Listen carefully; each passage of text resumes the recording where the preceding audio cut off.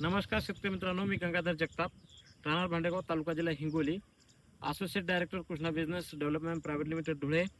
आपलं mission organic India माती वाचवा भविष्य घडवा यूट्यूब चॅनलवर आपलं सरसे स्वागत आहे. तर आज आपण आलो आहे कलगाव या गावामध्ये. तर येथील शेतकरी आणि यांच्या हळद पिकासाठी यावर्षी सुरुवातीपासून तर शेवटपर्यंत मल्टीप्लायरचा वापर केलेला आहे. तर थोडक्यात आपण शेतकऱ्याचेच अनुभव विचारून घेणार आहोत की दरवर्षी त्यांना त्यांच्या शेतीमध्ये हळद पिकामध्ये काय बदल होते आणि यावर्षी त्यांच्या शेतामध्ये त्यांना काय बदल जाणवले. तर नमस्कार. नमस्कार. सर्वप्रथम तुमचं नाव सांगा. परसराम शंकरराव जगताप, राहणार कलगाव, तालुका जिल्हा हिंगोली. तर यावर्षी तुम्ही हळद पिकासाठी मल्टीप्लायरचा वापर केलाय. हो. तर कधीपासून केलाय? हळद उगवली तेव्हापासून वापर केला डिसेंबर पर्यंत. डिसेंबर पर्यंत. हा.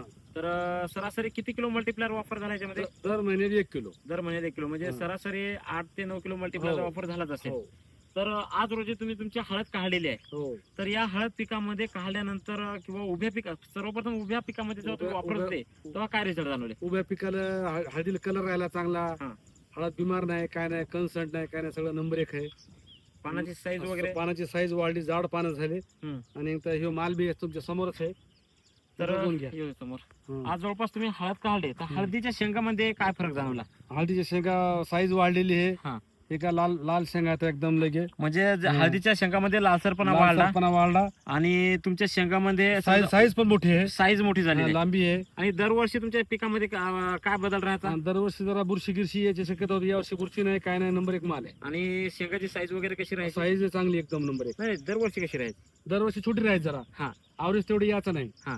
पण यावर्षी आवरेज मस्त आहे. तर एका एकराच्या हिशोबानं आज तुम्ही जो ढीक पडलेला आहे, हो. तर त्या हिशोबाने तुम्हाला काय वाटतंय?